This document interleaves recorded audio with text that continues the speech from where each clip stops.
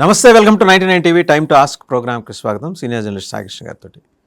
సాయికృష్ణ గారు, బొద్దింకల party deep state, ఇప్పుడు people like you have been advocating ఈ రెండింటికి సంబంధం ఉందని. బట్ చాలామందికి ఉన్న సందేహం ఏంటంటే అసలు బట్టతలకి మోకాలికి మీరు అలా ముడేస్తారని మీలాంటి వాళ్ళని అడుగుతున్నారు. బట్టతలు ఎవరిది, మోకాలు ఎవరిది? యాక్చువల్లీ ఇది తెలియాలంటే కొంచెం ఆరిజిన్స్లోకి వెళ్ళాలి. నేను కొంచెం డీప్ స్టేట్ మీద డీప్ డైవ్ చేశాను. నిజంగా చెప్పాలంటే దాని మీద చాలా చదివానండి. అంటే దీని ఆధారాలతో సహా చాలా అంశాలు దీని మీద ఉన్న పుస్తకాలను తెచ్చుకొని చదివాను. అండ్ వాళ్ళ వీడియోలు, రికార్డింగ్స్, వాళ్ళు చెప్పే మాటలు ఇవన్నీ నేను విన్నాను. చాలా అంశాలు ఉన్నాయి ఇందులో. అఫ్కోర్స్ డీప్ స్టేట్ అంటే ఒక పెద్ద సముద్రం లాంటిది, మనం అన్ని అంశాల్లోకి వెళ్ళాల్సిన అవసరం లేదు. బట్ ఎస్, ఇప్పుడు స్టూడెంట్స్ మూవ్మెంట్కి డీప్ స్టేట్కి లింక్ ఏంటి అని మీరు చాలా స్ట్రైట్ క్వశ్చన్ అడిగారు. సో స్టూడెంట్స్ మూవ్మెంట్ అనే దానికి ఆరిజిన్స్లోకి వెళ్తే మనకి ఇది అర్థమవుతుంది. సో స్టూడెంట్స్ అనే పేరిట జరుగుతున్నట్టు మూవ్మెంట్ ఉందనుకోండి. ఇప్పుడు మనం 2014 నుంచి మనం కొన్ని అడపదడప కొన్ని ఇన్సిడెంట్స్ చూసాం. ఎట్లా జేఎన్యూలో ఆజాద్ నినాదాలు వచ్చాయి. భారత్ తేరే తుక్డే హోంగే ఇన్షా అల్లా ఇన్షా అల్లా అని నినాదాలు చేశారు. అఫ్జల్ గురు ఒక అఫ్జల్ గురు చనిపోతే 100 మంది అఫ్జల్ గురువులు పుట్టుకొస్తారు అని నినాదాలు కూడా వినిపించాయి ఇదే జేఎన్యూలో. మనం రోహిత్ వేముల ఇన్సిడెంట్ చూసాం. అండ్ యూనివర్సిటీస్ కేంద్రంగా ఆయా యూనివర్సిటీస్లో ఈ బీఫ్ ఫెస్టివల్ అని, హగ్ ఫెస్టివల్స్ అని, కిస్ ఫెస్టివల్స్ జరుగుతున్నాయి. మీరు చూస్తే జేఎన్యూలో ఉన్న స్టూడెంట్స్ కొంతమంది చెప్తూ ఉంటారు అక్కడ కిస్ ఫెస్టివల్స్ అని. ఎట్లా అంటే అసలు ఎవరినైనా కిస్ చేయొచ్చు.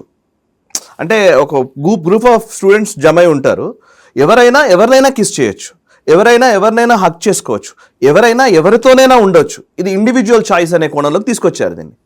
అంటే నేను ఎవరితోనైనా ఇష్టం వచ్చినట్టుగా నేను బతకగలను, అది ఇండివిజువాలిటీ, అది నా వ్యక్తిత్వానికి సంబంధించిన అంశం అన్నట్టుగా దీన్ని క్రియేట్ చేసే ప్రయత్నం చేశారు. నిజానికి హగ్ ఫెస్టివల్స్, కిస్ ఫెస్టివల్స్ నేను చాలామంది కమ్యూనిస్ట్ నాయకులతో నేను మాట్లాడుతుంటాను, మీకు పరిచయం ఉన్న వాళ్ళే మీరు చాలామందితో మాట్లాడుతుంటారు. నేను చాలామంది పెద్దలను అడిగాను, హగ్ ఫెస్టివల్ని, కిస్ ఫెస్టివల్ని పాతకాలపు కమ్యూనిస్టులు ఒప్పుకుంటారా అని. నేను ఒప్పుకోమన్నారు.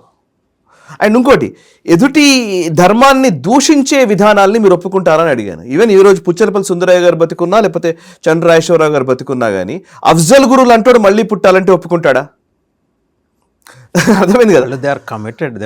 They were very committed.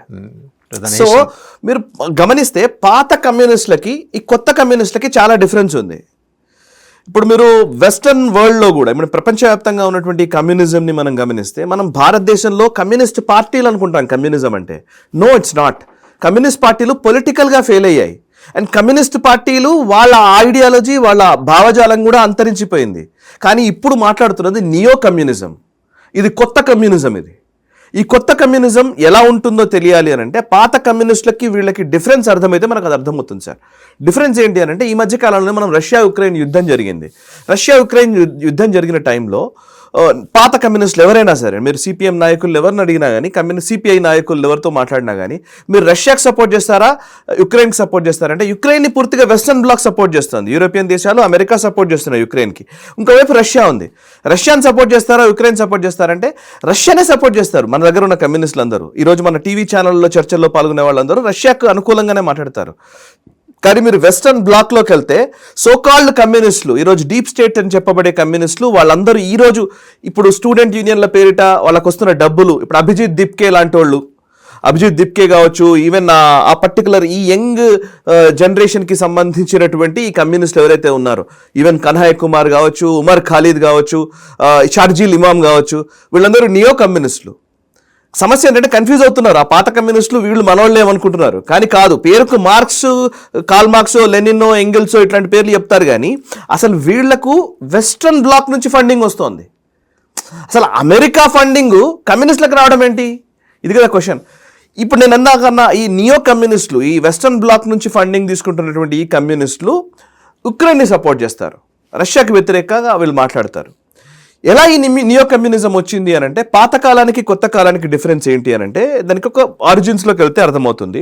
First world war జరిగింది సార్. ఫస్ట్ వరల్డ్ వార్ జరిగిన తర్వాత జర్మనీ, ఫ్రాన్స్ రెండు ఉన్నాయి. ఒకవైపు జర్మనీ, ఇంకోవైపు ఫ్రాన్స్. ఈ రెండు దేశాల మధ్య యుద్ధం జరిగింది. నేను ఇక అన్ని దేశాలు ఉన్నాయి కానీ అవన్నీ వద్దు మనకు, జస్ట్ రెండు దేశాలను ఎగ్జాంపుల్గా తీసుకుందాం. జర్మనీలో కమ్యూనిస్టులు ఉన్నారు, అండ్ ఇటు ఫ్రాన్స్లో కమ్యూనిస్టులు ఉన్నారు. మనకు మామూలుగా అయితే మార్క్స్ చెప్పిన వరకు ఏంటంటే మేజర్గా ఆయన చెప్పిందంతా క్లాసిఫికేషన్ అంతా కూడా వర్గ పోరే కదా మొత్తం జరుగుతున్నది. అంటే డబ్బున్నవాడు డబ్బు లేనివాడు ఈ క్లాసిఫికేషన్ ఆధారంగానే ఆయన ఒక థియరీని ఫ్లోట్ చేశాడు. అంతా ఆయన ఎకనామిక్ యాంగిల్లో చూశాడు.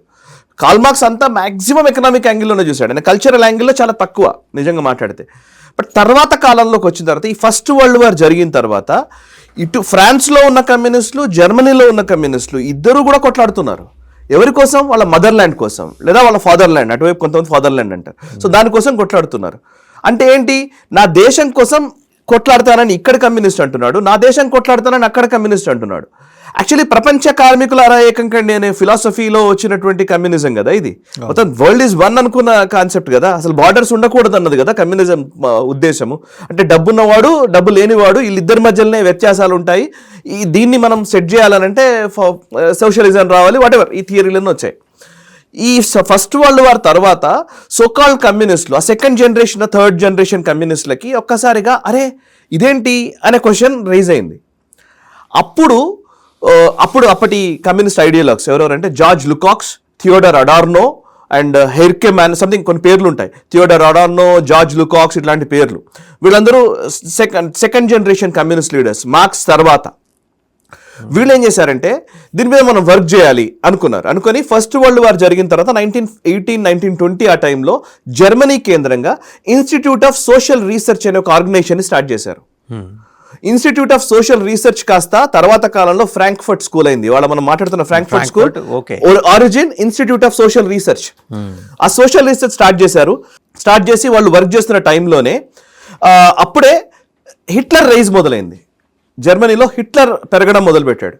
హిట్లర్ రైజ్ మొదలు కాగానే ఈ పర్టికులర్ ఇన్స్టిట్యూట్ ఆఫ్ సోషల్ రీసెర్చ్ని బ్యాన్ చేశాడు హిట్లర్. బ్యాన్ చేసిన తర్వాత వీళ్ళు మీరు గూగుల్లో వస్తాయి, మీకు ఫ్రాంక్ఫర్ట్ స్కూల్ అని కొడితే ఆ వికీపీడియా పేజ్లోనే డీటెయిల్స్ ఉంటాయి. సరే నేను చాలా క్రిస్పీగా తక్కువలో చెప్తున్నా. సో సెకండ్ వరల్డ్ వార్ కంటే ముందు హిట్లర్ రైజ్ కాగానే జర్మనీలో నేషనలిస్ట్ ఫోర్స్ పెరిగింది. జర్మనీ కోసం కొట్టాడనే సోర్స్ పెరిగింది. వాళ్ళు క్రిస్టియన్, నిజంగా చెప్పాలంటే ఒక క్రిస్టియన్ ఆ భావజాలంతో వచ్చినవాడు హిట్లర్. సో అతను ఏం చేశాడంటే ఇన్స్టిట్యూట్ ఆఫ్ సోషల్ రీసెర్చ్ని బ్యాన్ చేశాడు. వీళ్ళందరి మీద నిషేధం విధించడంతో వీళ్ళందరూ అమెరికాకు షిఫ్ట్ అయ్యారు. జార్జ్ లుకాక్స్, థియోడర్ అడార్నో, ఇంకా కొంతమంది కమ్యూనిస్ట్ లీడర్స్ వీళ్ళందరూ యుఎస్కి షిఫ్ట్ అయ్యారు.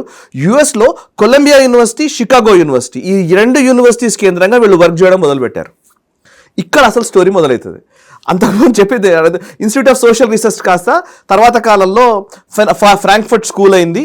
ఆ ఫ్రాంక్ఫర్ట్ యూనివర్సిటీ చాలా ఫేమస్ యూనివర్సిటీ, అదంతా అయిపోయింది.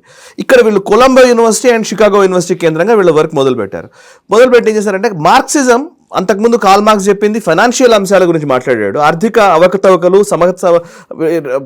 డబ్బున్నవాడు లేనివాడు, ఈ క్లాసిఫికేషన్ వీటి గురించి మాట్లాడాడు. కానీ ఆ తర్వాత వీళ్ళు ఏం కోట్ చేశారంటే కల్చరల్ మార్క్సిజం అనేది కోట్ అయింది ఇక్కడే.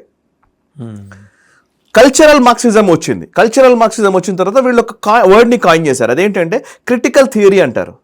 క్రిటికల్ థియరీ ఏంది అని అంటే ఎగ్జిస్టింగ్ మోడల్ ఏదైతే ఉంటుందో దాన్ని విభేదించాలి. అది క్రిటికల్ థియరీ. That's it.